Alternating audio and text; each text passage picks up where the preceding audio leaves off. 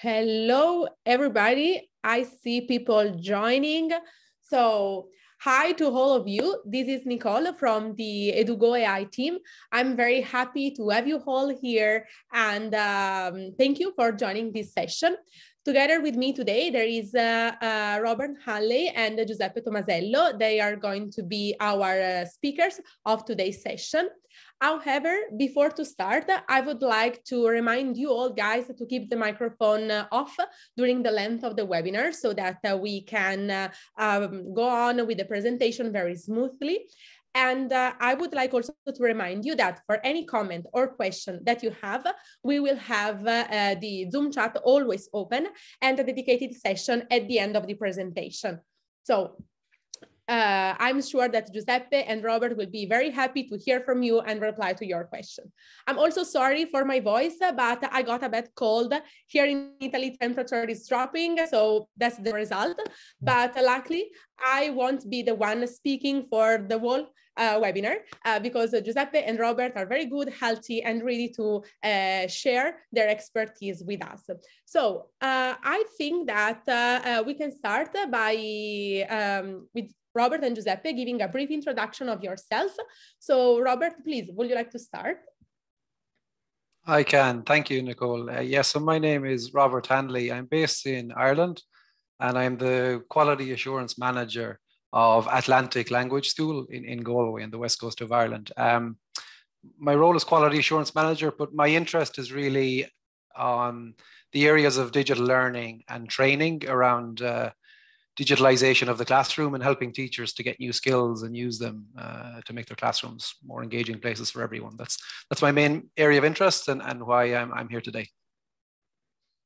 That's great. Thank you, Robert, for joining. And Giuseppe, it's your turn. Would you like to give a brief introduction of yourself as well?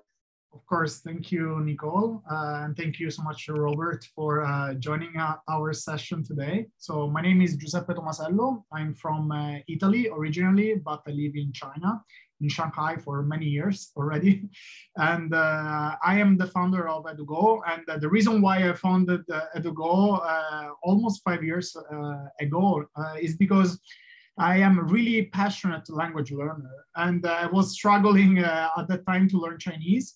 I've been learning many languages, a few languages in my past, but Chinese has been really a tough challenge for me. So tough that I decided to build a software that helped me to learn Chinese. And of course, that was the origin story of Edugo.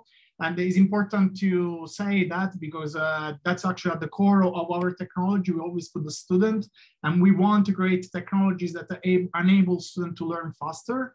And of course, by using digital technology, we already seeing that there is a lot of potential for improvement on the pedagogical side. And I'm really happy today to have Robert to have a discussion about how we can use digital tools to improve the learning experience for language students. Exactly. In fact, today we are gonna specifically talk about, okay, can you all see my screen? I'm gonna start with the presentation. Great. So we are gonna talk about how to prepare language classroom and teachers for Web 2.0. And in particular, we are going to focus on the following points. So first of all, how the internet has evolved, where is it going, and how they impact teaching and learning. Then we're gonna talk about how to bridge the technical generation gap between students and their teachers. We are also going to talk about implementable and road-tested strategies for equipping a Web 2.0 learning space. And finally, we're going to close by giving you a brief introduction of the Edugo.AI platform and present it as a case study and as a possible and practical solution to embrace technology in your language classroom. So I think that those are the main points. And Robert, I think that he would like to, let me stop sharing, sorry. To go deep inside the first of this point. Maybe. Okay, so I think my screen should be sharing now as well. Yes. Exactly. Perfect. Okay, so just by way of introduction then, to elaborate a little bit more on about myself before I get into this in earnest. People would sometimes mistake me for an IT person. I have been in the past. I think it's something to do with the way I walk or my expression on my face or something like that. But I'm not. I come from a teaching English background, an academic background. So I'm not a technical expert and not trained in that way, but I am an experimenter. Professionally anyway. That sounds a bit risque personally. But professionally, I'm an experimenter, particularly with technology and how it can be used effectively in the classroom and how it can boost the process or improve the process for learners. And I try to break that down based on my own experiences, what I've read, what I've tried, what I've tested out in classes, what I've learned from teachers I've been training with and teachers I've provided training for, and to present the results of that and tips arising from that that are hopefully helpful for everybody else. Okay, and that's my focus in my day-to-day job and the focus of this training as well. Just to give a bit more detail then of what we'll go through. Like we'll start off, I'll be talking for about 30 minutes, give or take maybe 10 or 15 seconds I might go over. And I'll break it down into these areas. I'll be starting off with slightly more theoretical and a bit more of the technical side because I want to give a context to what I'm talking about. The second half then of what I'm talking about will be more practical and much more applicable to the classroom. And we'll get into the specifics. I'm hoping to give some ideas, but also stir the pot of your ideas as teachers and as people who organize and prepare classrooms, whether managers or administrators or trainers. Giving one or two ideas as examples, having covered the context in that, if you can bear with me for the first 10 minutes or so will be the slightly more technical part, because I just want to make sure we're speaking the same language. Web 2.0 is an example of a buzzword that maybe you have a deep understanding of or maybe not. So just to make sure we're talking about the same thing and that we're using the same terminology, and to provide that backdrop from my perspective as a non-technical but interested educator. Okay, so this is the order of the session. And as I've explained, that's the progression. Moving on, so the first part is the basic structure of Web 2.0, like the framework, how it's made. And I'm going to show some differences between Web 1.0 and Web 2.0 in terms of how they're built and how we can define the differences between the two.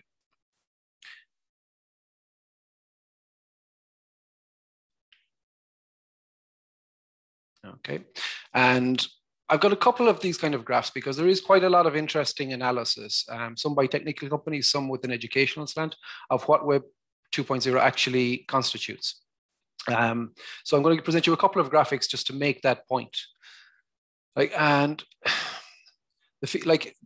main thing, coming as language teachers, we're more than likely, and I'm making an educated guess here, that we're coming from Web 1.0 as a background, as our professional foundation, where our training lies, where our personal interests lie, and that's the expertise we're bringing. So Web 2.0, probably due to a generational shift, is something it's a little bit more alien and something a little bit we have to analyze and get into and aim to understand.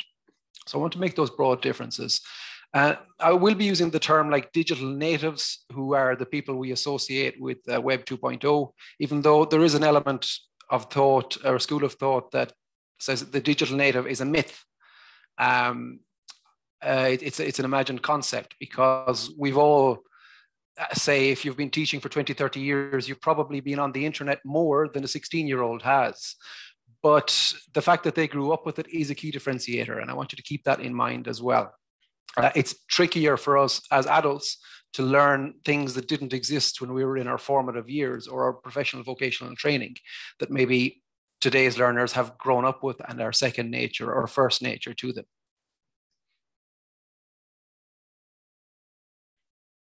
Okay, another way to look at that presentation is to focus on the social side, like the difference between the information web, the Web 1.0, its core purpose being this river of, or this jungle perhaps, of content that we can take information from.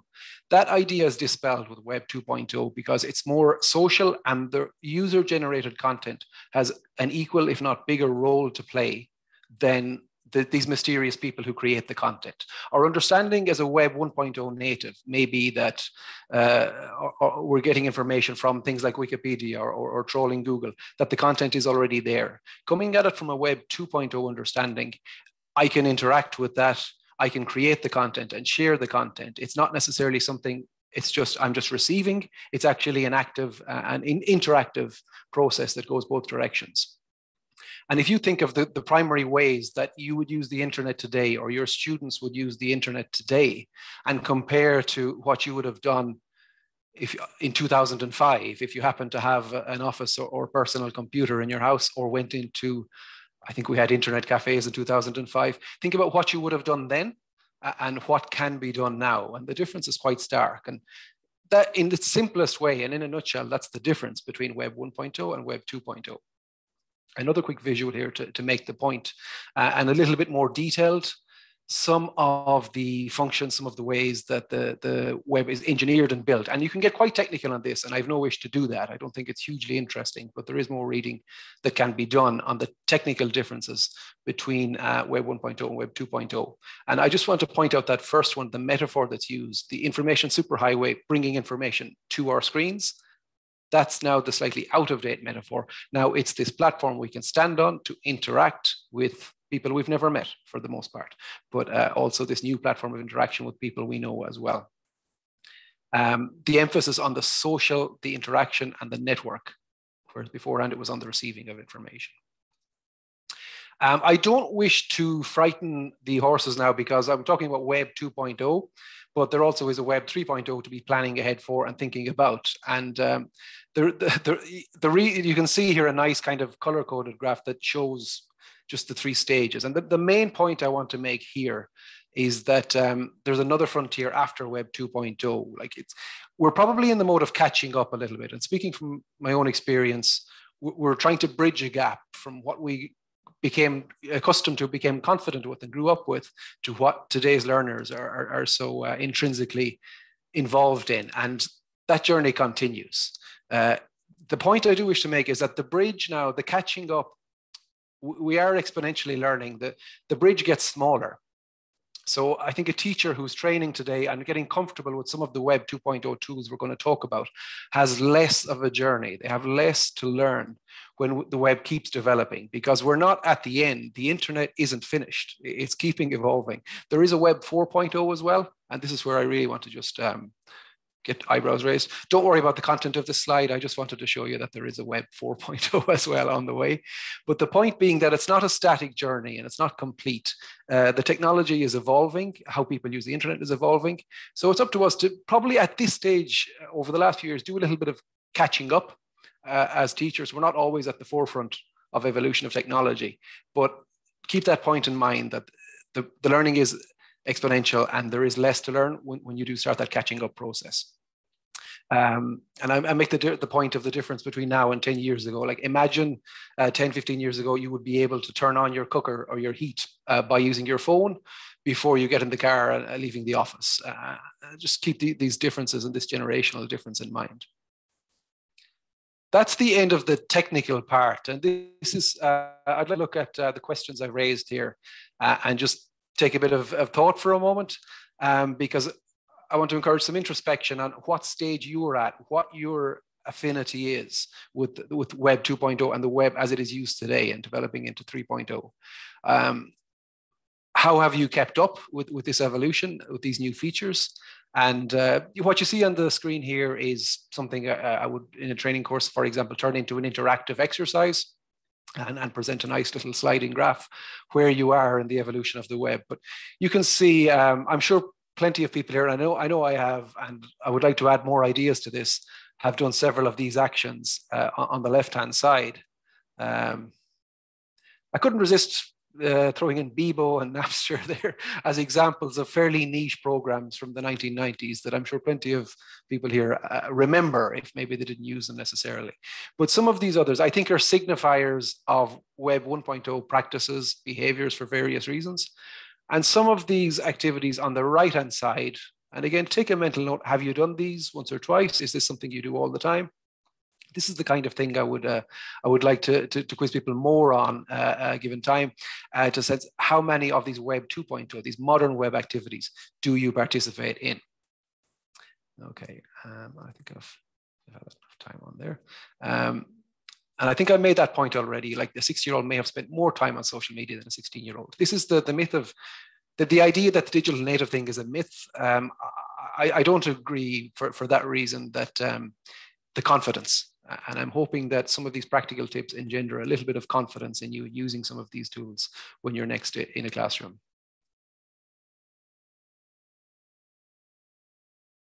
Okay, moving on then, just to give a little bit of background of, and I hope to, I apologize for generalizing a little bit here, but it is a way to make my point that teacher training, vocational teacher training for most teachers practicing today didn't predict the ways that the web would evolve into these features that we're not that used to, not that comfortable with yet. The web 2.0 interactivity, user-generated content. I would place a fairly strong wager, I'd bet my lunch money today anyway, that most people didn't cover this in their teacher training, and it wasn't a part of their initial Master's of Education or whatever your teaching qualification was. And it's something then that you have to learn on the job. And I've tried to pinpoint a couple of activities that you're probably expected to do in your teaching context, like using the types of technology that are available, usually cloud-based virtual learning environments like Moodle or Blackboard, or perhaps you're using Google Classroom, and perhaps you're communicating online for hybrid or online lessons using Zooms or Teams or others. And perhaps you're then incorporating digital supplements, like maybe game-based programs like Quizlet or Kahoot or these to engage your students more, and probably learning to do them as you use them. Maybe you've digitalized vocabulary acquisition, and notebooks with pencils no longer have a place in your classroom. Maybe you've got rid of paper completely and are using digital course books and all digital supplementary resources. But my bet is that the acquisition of these skills is probably something you've had to be a bit of a pioneer on and be a bit innovative on yourself, perhaps learning from your colleagues. And every staff room, there's generally one advocate who is very good at learning and exploring these things through trial and error and sharing them with their colleagues. Perhaps you've been lucky enough to get some formal training or CPD. And I do want to make that last point, learning from the learners is a key point as well. They generally know more than we do about the platforms that we're talking about, and can fairly enthusiastically share some of their knowledge and experience on them as well, that we can learn from them. And I want to make the point, it's a spectrum, starting from our enthusiast here, struggling with the concept of a computer screen. Like we've all been there in terms of feeling like a complete novice and not comfortable with technology, not comfortable being online. But it's not a case of you are or you aren't. There's a spectrum, and there's progress on that spectrum, and where you are on the spectrum is not finite. Okay, moving a little bit more detail then into the learning space. And when I say the learning space, I mean the learner themselves, how they think, what they're motivated by, and the channels and the way we're reaching them in the classroom. Okay, and again, just a quick juxtaposition between the digital native learners and digital immigrant teachers. And I'd like you to take a moment just to note a couple of examples. You don't necessarily need to read the full slide, but note a couple of these examples. I know when I read it, a lot of it rings quite true. And even as a person, I'm probably bridging the gap between the two and trying to develop digital native-like competencies, but definitely coming from the generation of digital immigrant. And even the terminology is interesting. The antonym of a digital native, sometimes you see digital immigrant, and the implications of that, and that it's not natural, or you're not from there. Or a digital citizen is another term that sometimes gets used. And what the language even conjures is quite interesting in this conversation. And while these are generalizing, I do think the points are quite relevant. And you may find yourself, to give an example, you may find yourself preferring to absorb content in a more dynamic web 2.0 way with a mixture of embedded links and pictures and videos. Or perhaps you're going to the old school of order, linear structure of content, which would be more typical of web 1.0. The last point is maybe an interesting one as well, about assessment and the place of assessment. And this is something we could talk about for a long time. The whole idea of non-testing assessment, using some of really, this really screams about the word really screamed to me is games and game-based learning as a way to do assessment without the actual assessment part and gathering user data and how students perform without printing out the test on maybe a Friday morning and handing it around the classroom. So some of these differences, I think, between digital native and digital immigrant. And there's a bit more detail here, and I just want to point out one or two examples. I thought this graph had a couple of nice indicators, again, which frames it more in a generation and the age and the year you were born in as a complete generalization, but it does have some relevance, I think. And maybe to point out one or two, like, and do note that there's a little bit of a blurred line, like digital natives, are they Generation Z? Does it go in a little bit into Generation Y as well?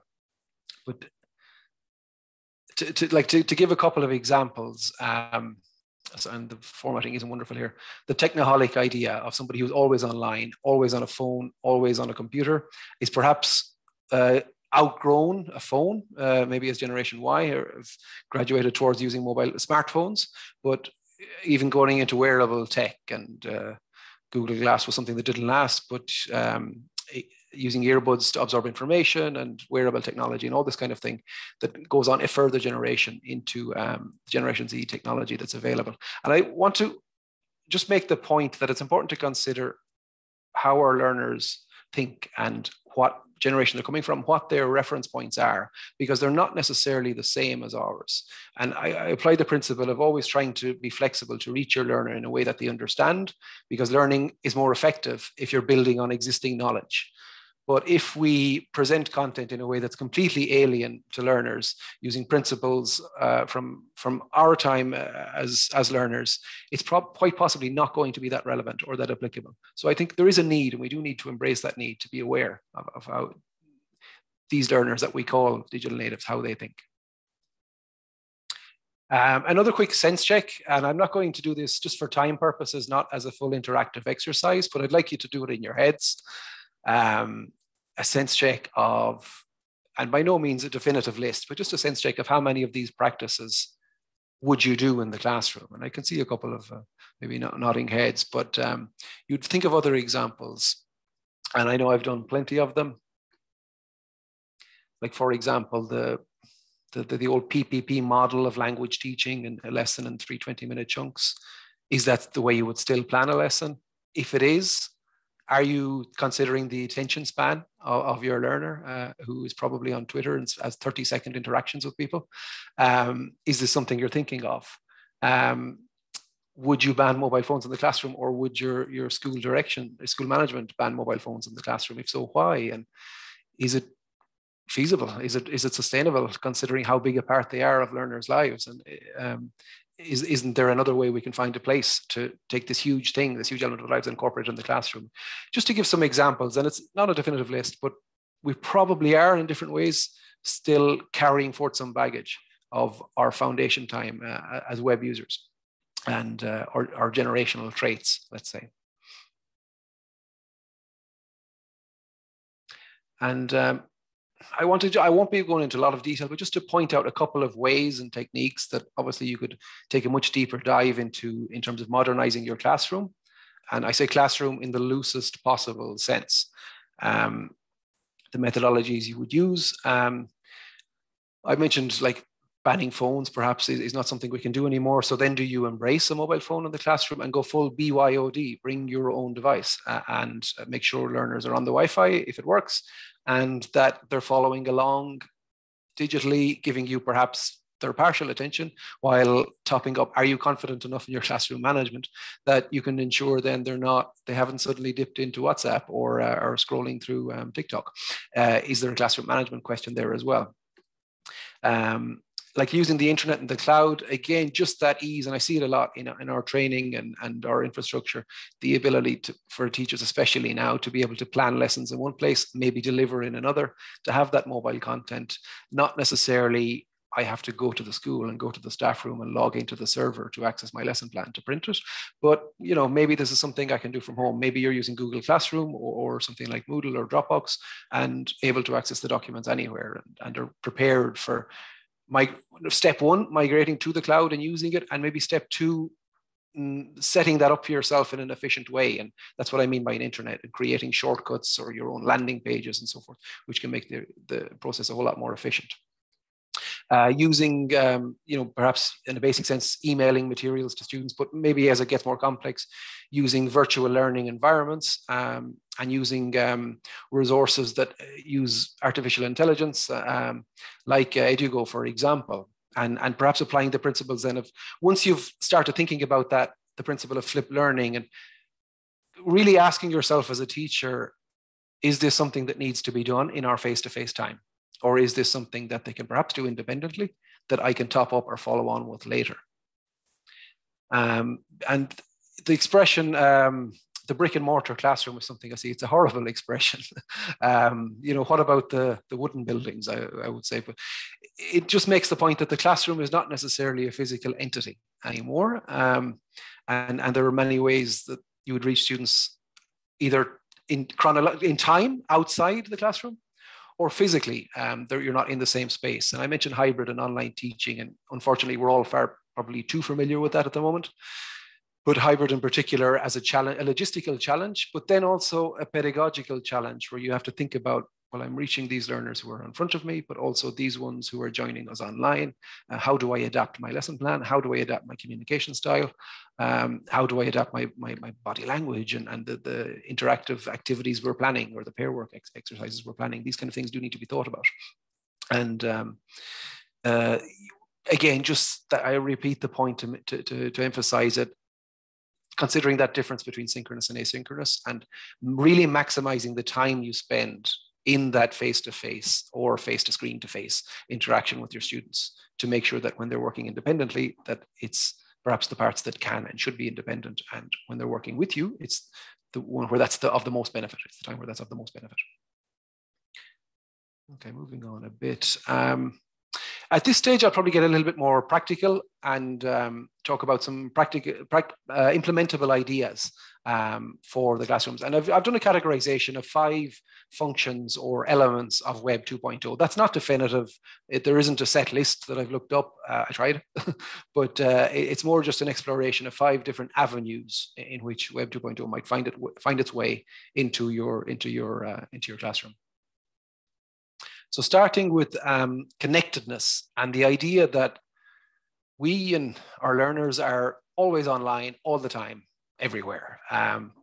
And you see it through wearable tech, through using their phones, things we wouldn't have thought possible on phones earlier and had to go to a computer for. The Internet of Things, your connected kitchen and oven, dishwasher, all feeding into your phone. And even a really pertinent question for language teachers, that I'd like to give you sleepless nights about tonight, would be automated translation tools, which the technology here has really developed using AI, where you can hold up your phone like the Babelfish from Hitchhiker's Guide to the Galaxy, and it will automatically translate hourly, listening and then producing it. And there's even earphones now, or embedded earbuds, that will automatically translate. This is happening already. Where does that leave us as language educators? And I think, for one, it means we need to look at motivation and the learner motivation. Why are they learning English? Why are they learning language? What do they want to do with it? And are we spending time on things that maybe we don't need to be spending time on, that they can do quite easily by themselves? And even using something like a translation tool well, and being prepared to use it, and knowing when not to use direct translation or stay away from that idiom, knowing when to do that is part of the skill set or the toolbox of modern learners. I want to make the point, this is a 30-second ad that was on Irish television. Just when you're thinking about paper free, I think it makes an interesting point. Every day it's getting on my nerves. Emma. Oh, I'm Emma. Emma.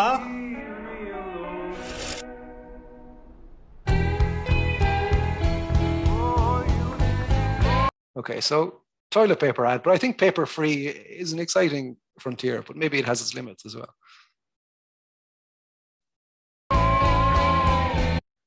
Okay, and just to give an example then of how we can avail of this connectedness, how can we exploit it in classroom activities, whatever your type of classroom is.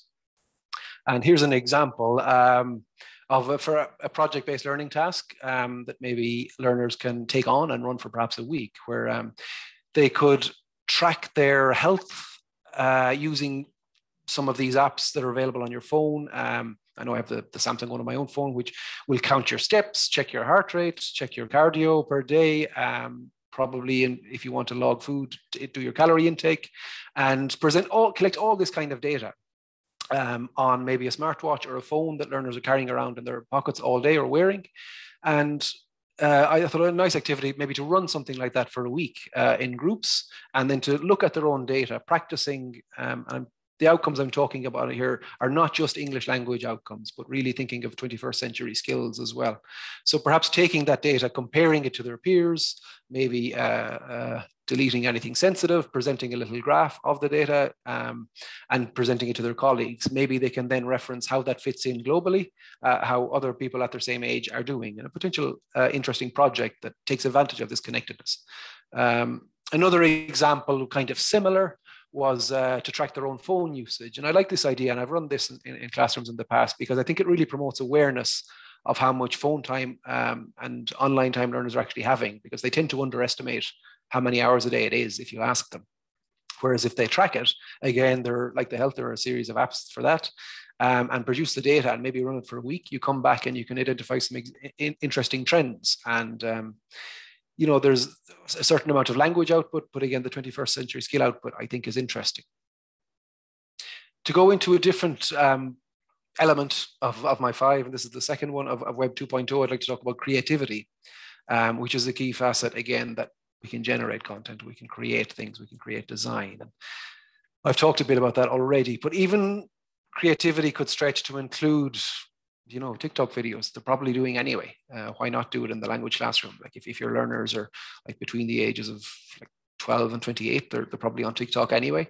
And there's a bit of skill to that. And I thought it was much more difficult than it is, but at the same time, there is some of the stuff is quite sophisticated. But even deep fakes, like and putting in images for whatever purposes you have, not necessarily nefarious, dubbing videos, adding in sound, or creating new animations, you can really drill into what a person is particularly interested in a creative sense, and they can create that content. They can see something already existing as an example, but more often than not, it's the chance for them to create can be really useful as a language learning project as well.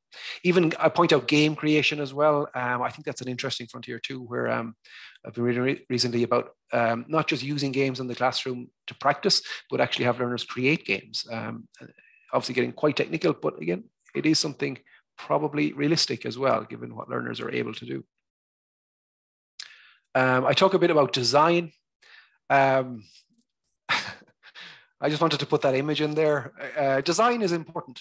And if you don't pay attention to it, you might end up with a website that looks like that.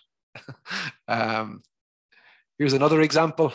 This is actually from Yale, and it was their IT school as well. And for some reason, they decided that image of the cat over and over again was a suitable homepage. And then when you click through, this was the list of courses.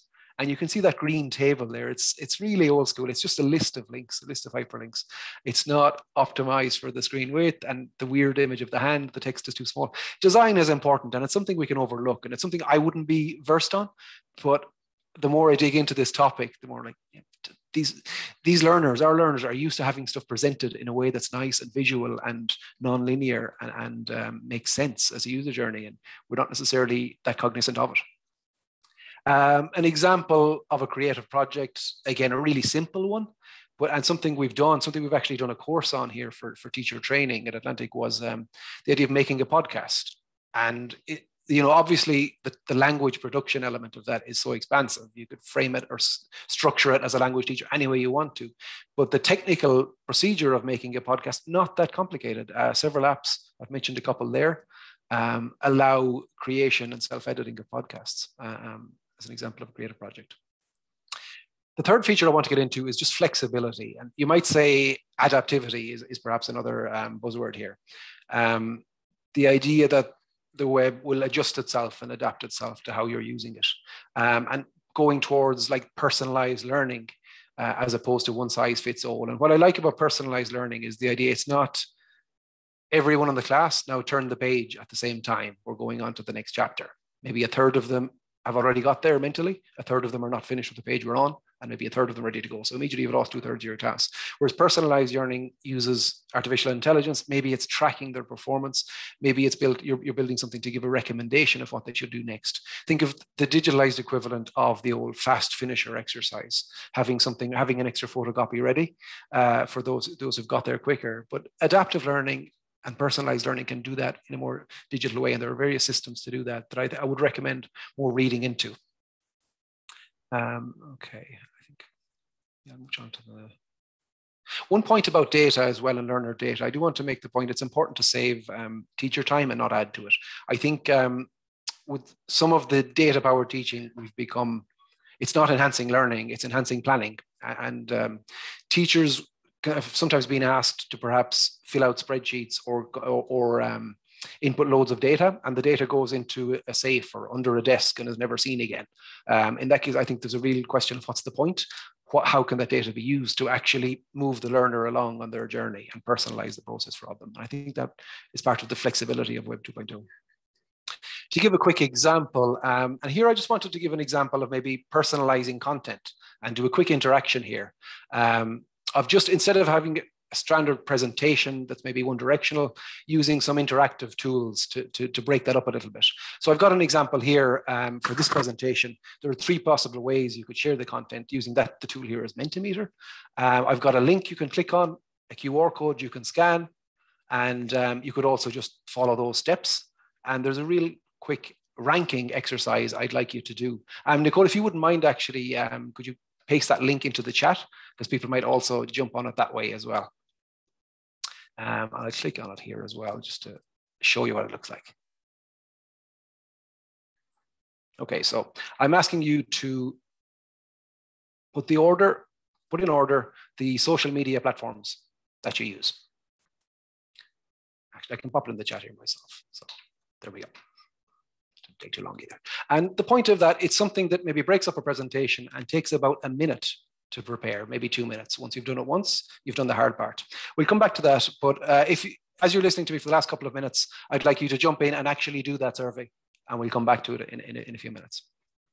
In the meantime, I want to talk a little bit about personalization and use of like virtual backgrounds on your Zoom profile using avatars instead of your real self or your real name, and maybe to point out the possibilities of virtual reality as well, which you can see an example here. And I think virtual reality is interesting, but has to be considered, as with augmented reality, what can it add to the classroom? What's the production? What's the outcome?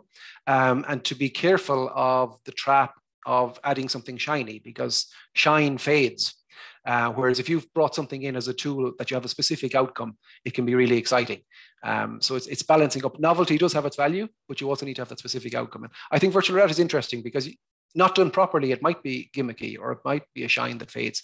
But you know, getting past the barriers, which are not so much those headsets, not as expensive as you would think. The possibilities of language production. You can see there it's like an anatomy lesson, but imagine the possibilities of language production if you can drop a student anywhere in the world so that they can interact with. Okay. And the personalization activity, again, I recommend another one here, is my phone listening to me. And it's an idea, the idea of planting in your conversations or in your text messages or in your web searches, planting certain words, having students go and do that for a week and see what their ads are like that then come back to them. It's an interesting experiment, but also I think promotes a certain amount of learner awareness in how this kind of tagging and tracking works and how online advertising works. I think the last then of these, I'm probably got about 3 minutes overdue, Nicole and Giuseppe, if that's okay, a little bit over, but this is the last element, and it's about socialization. I'll finish with this.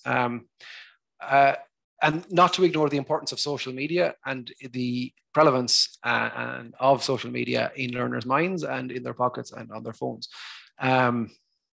Here's one of the most popular TikToks of 2021. Dude, head somewhere else. Okay, that'll work.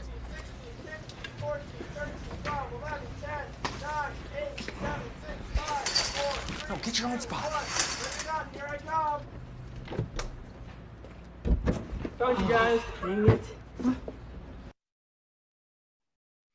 I have no idea how he does that. It's absolutely incredible. That guy apparently is a really popular TikToker, and your students may well know who he is already. I didn't until I Googled him. But the idea that a TikTok is something that could be creative content that goes into social media that your learners are probably already able to do and that you could learn to do with a simple Google. A quick point, like of the social platforms most in use. I'm currently involved in an Erasmus project which looks at this, and we surveyed learners. The results kind of confirmed what you would expect, that learners were more, Facebook was pretty much obsolete to digital natives. They're much more on Instagram and TikTok. And none of them, even though I remember I put it in the questionnaire because I thought it was important, Pinterest, and none of them had ever heard of Pinterest. Something I've been going to for teacher resources for years. And I had a room of 17, 18-year-old students look at me and say, what the hell is Pinterest? But some of this data is quite interesting, and it's something I'm hoping to share later on as well. Like the social media exercise, I think I've made a point there, the TikTok video. There are a few other possibilities as well that could promote good 21st century skills and learner skills that also have a language production element. And I'm just going to click back into this to check the results of our survey here, which we might have some. What the group of people who would attend a webinar like this, what is the most popular and least popular? Okay, so I don't know how representative we are collectively. Yeah, they were kind of my answers as well. So well, fair enough. Okay, so in conclusion then, I want to just kind of have a quick action point for you all to follow up. Atlantic Language is a course on Web 2.0, which I'm currently involved in developing, and it's actually really exciting to dig into this stuff and develop it for language teachers and develop a full program around that. We're sharing in the link. I've just set up a LinkedIn group, which I'm going to ask people to join, especially creative people that needs a logo. I'm open to suggestions, and I'd like to start pooling, like further reading and guiding you towards influencers and further reading on this, that we can share ideas and have this network of curiosity and helping each other along. And just to remind the reminder that the gap between a digital citizen and a digital native, not quite as big as you think it is. And once you do put a bridge across that gap, it's the gap is ever narrowing. So and to keep calm when things go wrong. My phone is currently ringing, so I'm going to try and keep calm. That's a good example. Thought I had it on Do Not Disturb. But keep calm. You will mess up these things occasionally. It's okay. It's part of the show. And your learners will generally be able to guide you in the right direction. So thank you very much.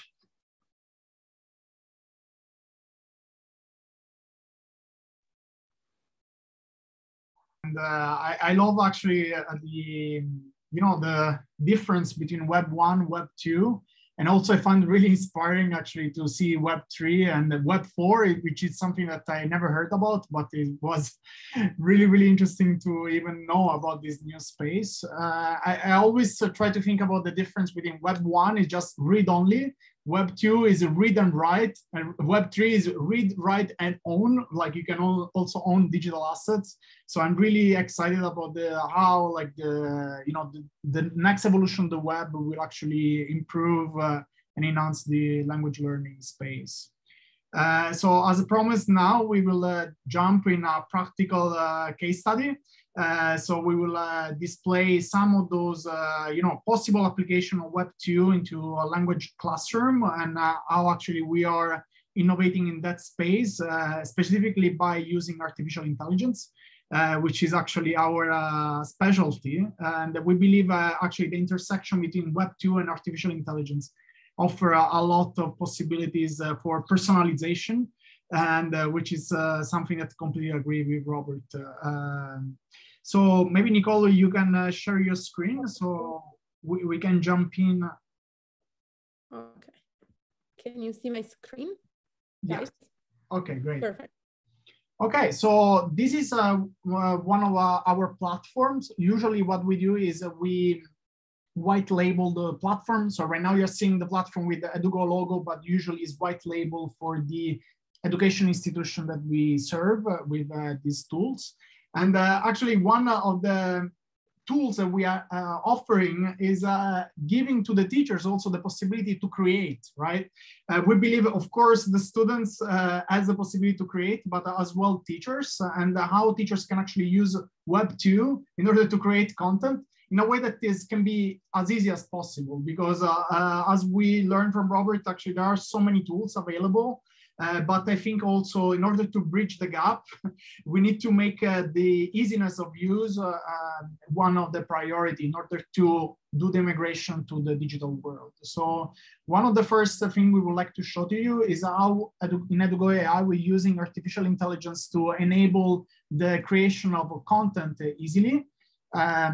So for example, these ones are different templates that you can use in order to upload linguistic content in the platform. For example, here we're going to select one of them, which is a video, which is one of the most interactive form of content. And now Nicole is going to create a lesson, and the lesson is really aligned to what we talked today, which is actually digital habits. And so, for example, we're going to upload a video that is, it would be a conversation regarding digital habits. And then you can see that the video is uploaded in the platform, and already the transcription is generated by AI. So this actually speeds up the content creation process. And I guess there is some. Okay, great. There was some audio interference. Okay, we fixed it.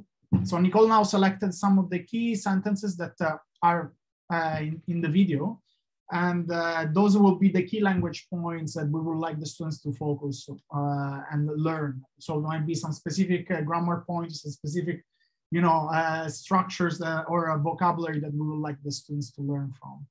And now our AI system is actually processing all this language content.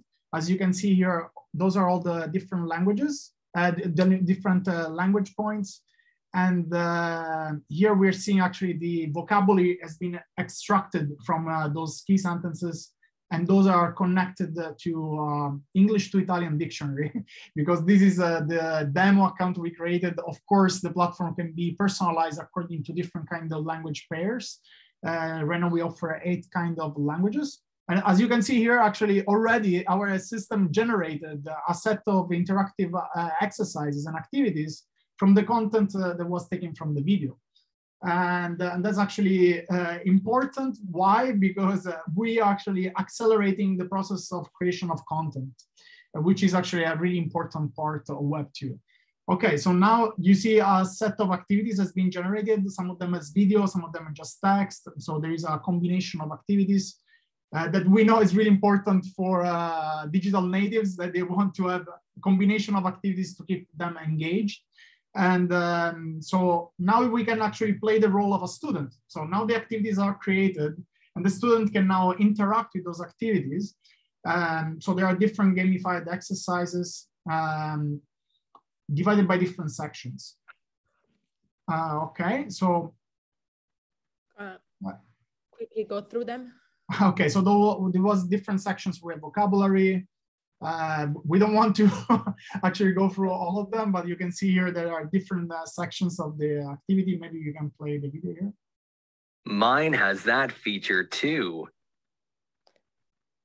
I will try. Mine has that feature too.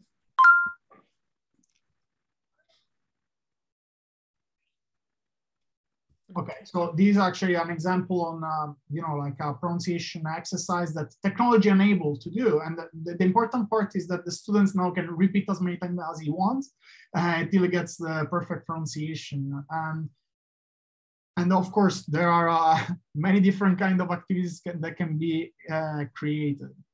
One important part of that, as also Robert was mentioning, is about the data that are collected from these interactions with the platform. And as we can show now, once we create a digital class inside our platform, the teacher has access to all the different data that has been generated from the students' interaction with the content.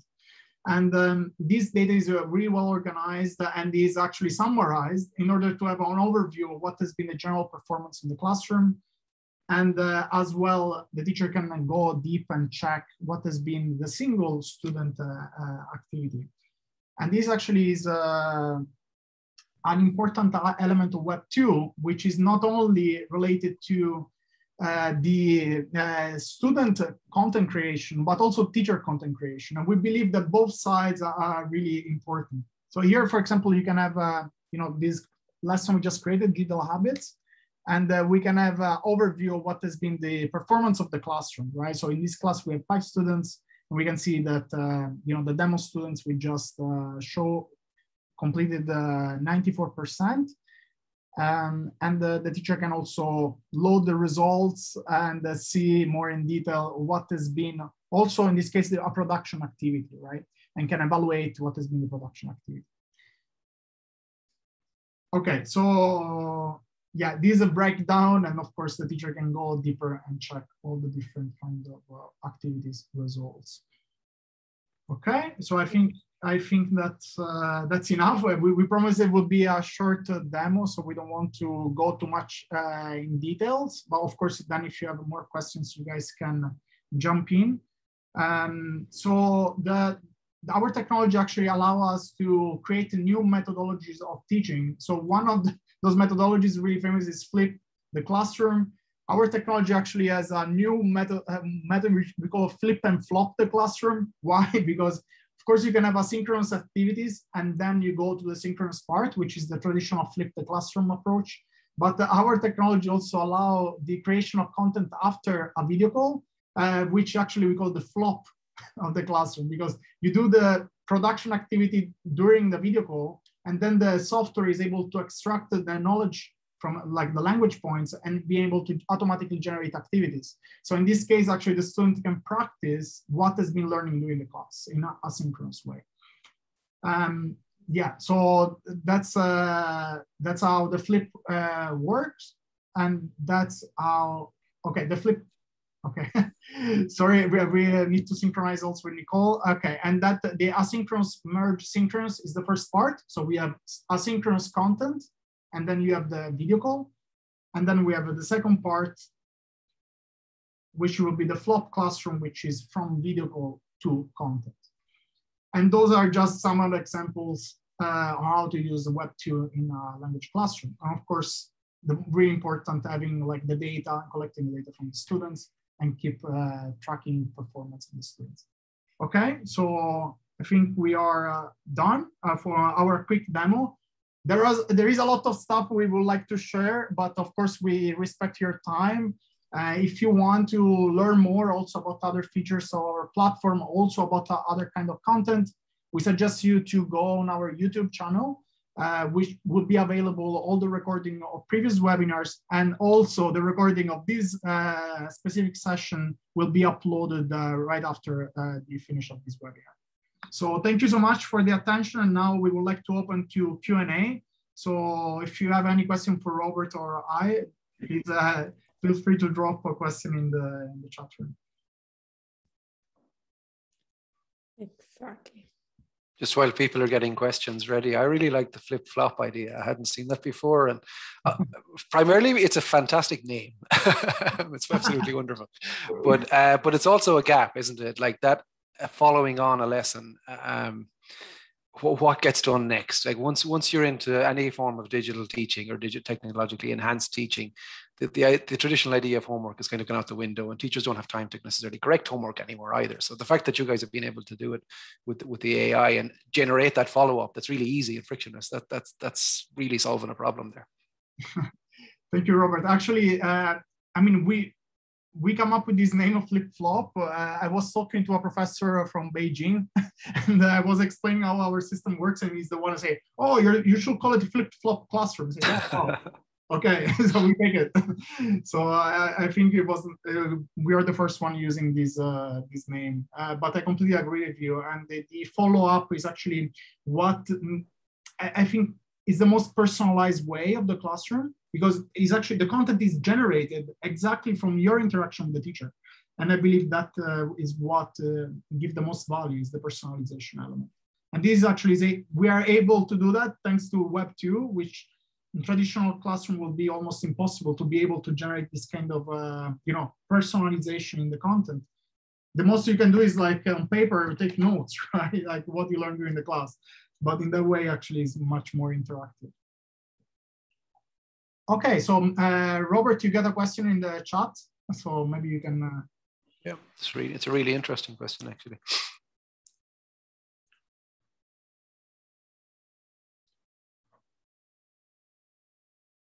Yeah, it's kind of, I kind of referenced it, didn't I? The planning question, like Mai has said, like what it kind of, in short, what about teachers having to spend all of this time as content creators, and is that taking away from the classroom time? You know, the teachers only have so much time available, and it's something I see a lot, like with all of these new disciplines and so much that has to be learned now. And obviously, I'm quite active in training. A lot of the really valid and pertinent teacher question is, where am I getting the time for this? You know, I've already eliminated a hobby and a meal per day to incorporate these things, and it has to come from somewhere. But it shouldn't come from time you're giving to learners. So I think it's trying to work smarter, to use time more smartly. And I go back to the point of, this is why I like the flipped approach and using the asynchronous, maximizing the classroom time. So perhaps an hour in the classroom, or an hour face-to-face, or an hour of interaction, which is really high-paced, not necessarily paced, but intensive on the communicative focus and the parts that they get from the teacher that they cannot get anywhere else. If there's an hour of that, that possibly has more value than an hour and a half, which isn't planned that way. And then there's a half an hour ready to get to grip, to perhaps review the data, or set a digital assignment, or create a quick poll for tomorrow. And I think the other part is trying to be as repetitive and piggyback on both your own work as much as possible and other people's work. And there are a lot of people out there who've already created stuff, and teachers of a technical leaning are very good at sharing. So the sharing aspect is really good, and stealing other people's stuff is a good way to do it. But also, like, keeping in mind, when you've done something once, you can use it again. So if you've created a Padlet that has a categorization task on different kinds of vocabulary, you're only creating it once.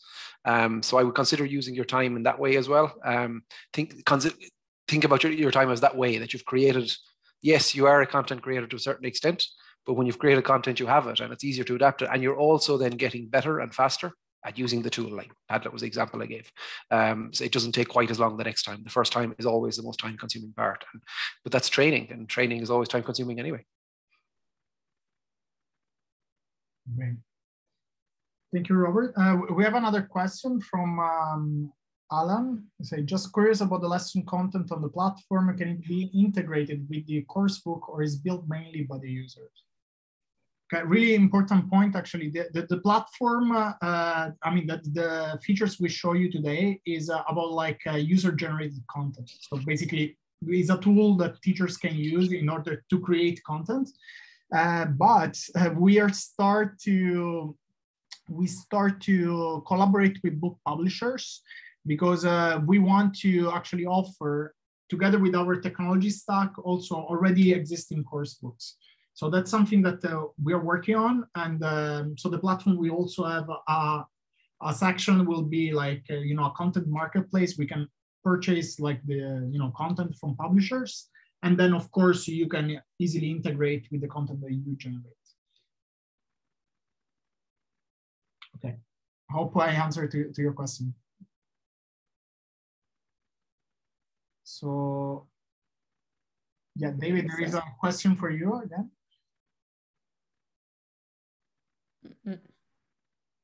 You're muted, Robert. Sorry, I guess David or David, I guess David's question relates to the gap. Again, it's a really good question. The gap of technical ability between teachers and learners. And I think actually this is something I meant to say that I didn't. It's really important that teachers don't try to be an expert on technologies that they are immigrating to, because it's hard to get there. And maybe that rebukes everything I've just said for the last 40 minutes, but quite possibly, let's say take TikTok as an example, and a teacher wants to dabble in TikTok and have learners create an exercise create a video next week which has some kind of learning outcome, and will do it themselves for the fun of it as well. You'll never get as good at TikTok as your students. They use it in the recreation. They do it while they're having dinner, and you're just doing it now because you have to for class. So you have to be aware of that. But you also don't need to be. You don't need to show the learners how to use TikTok. You don't need to. If you create a game on a website like WordWall or something like that, you can have them play it, but you don't need to show them, and you'll see how quickly they pick things up. Much more quickly than their teachers, 99 cases out of 100. So the gap is there, but I think it's important to exploit what your learners already know, both from a cognitive point of view, that's how they learn and they're creating all these neural pathways, but also to save yourself time and potential like embarrassment or stress in trying to master something you've never really used before. And I think that's really harnessing that learner, their passion and their interest is really important, I think.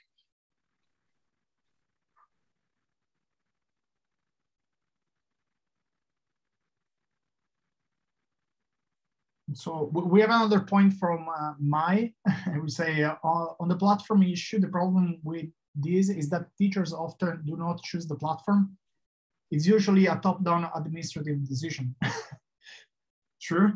I don't know, Robert, what do you think about that? Well, it is, but there's a very strong veto from teaching. I think this would be our situation. I think in most schools, you'd have someone like me who maybe tests something out, and it could be a resource or it could be something central like a platform like Edugo. But personally, anyway, I would never implement something if the teachers didn't like it. There's a really important veto there, and everything has to be tested before it's taken on board. It would be madness, I think, to come in and say next Monday we're all using this without having tested it, trialed it, got feedback from the teachers, got feedback from the learners, and then implement it. So yeah, top down. It will be top down because there's always there are budget questions and implementation questions, and we would have, having moved online and into hybrid over the last couple of years in our language school, we've rolled out plenty of new programs. So yeah, it's top down. You have cases where teachers pick something up and use it, but then you maybe incorporate it and standardize it and do some training on it. So that's bottom up, to use that expression. But it'll be top down in most cases because things have to be paid for and organized, and registrations and maybe integrations built. But I think any sensible administration will have teachers have a look at it and play with it first before implementing anything. Yeah, I would like to add actually that this, I think, is a really important point for adoption to be bottom up, and something that we are trying to do at Edugo now. And we recently actually launched a program that is for offering our platform to individual teachers. So let them actually use the tools and then actually use that as a way to get inside language institutions. Because I believe that if you build a tool that already teachers love to use, then it's much better in order to to have a really successful adoption also at the institution level.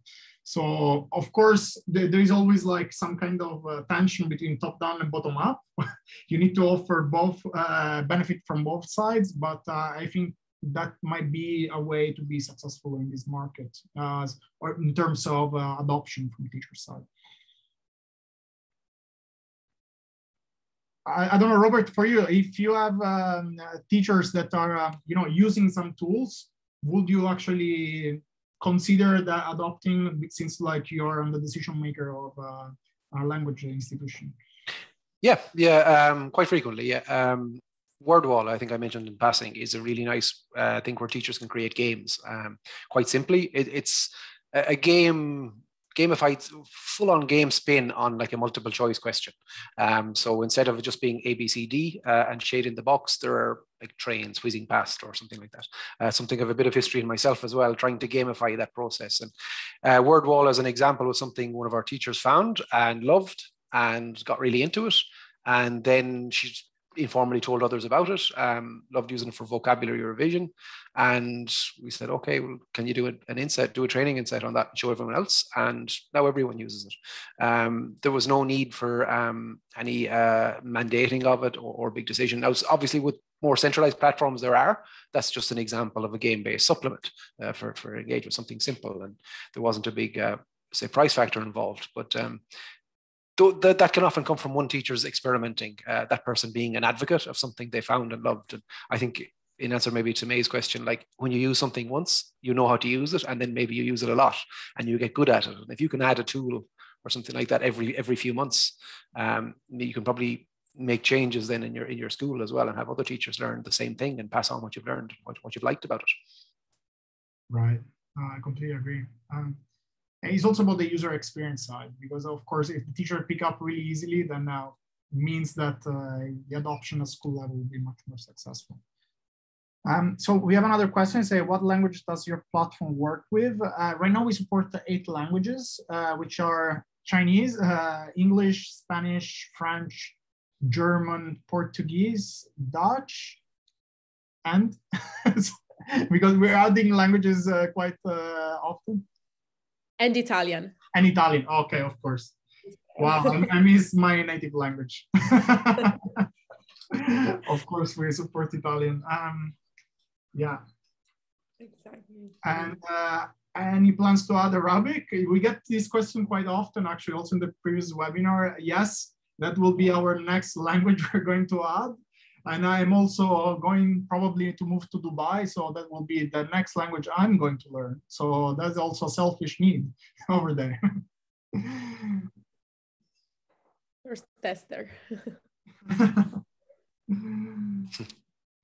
Great. Great. So, okay. I think that, I mean, if you guys do not have other questions, I think that it's time to close, since it has been already 1 hour that we are live. So thank you to all of you for staying with us for all this time. Thank you, Giuseppe, and thank you, Robert, for joining. Do not forget that we have this session on YouTube, and so you can subscribe on our YouTube channel, as well as do not forget to join to the LinkedIn group that Robert created, so that we can keep going and keep up and share our mutual knowledge. So I'm gonna send you the link here in the chat, and thank you all for joining this session. Thank you so much. Thank you. Thanks. Bye-bye. We'll see you in the next session. Bye-bye. Thank you. Bye-bye.